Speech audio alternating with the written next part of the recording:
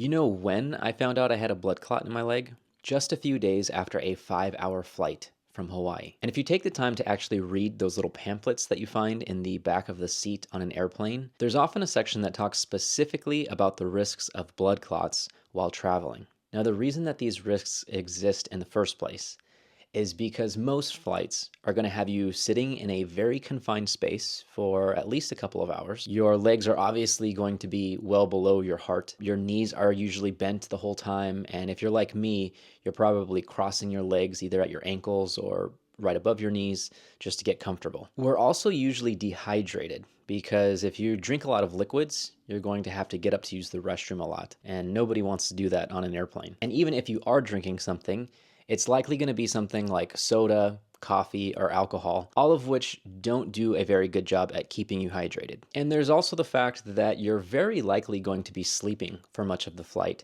which means not only are you seated in a very confined space for the whole time, but for a lot of it, you're probably not moving around a lot, stretching your legs and your calves, flexing your feet up and down, and just generally keeping the blood flow going. And add to this a whole host of other things that increase the risk of getting blood clots while traveling. And you can start to see why airlines think that this topic is important enough to include in their reading materials. Stay safe up there.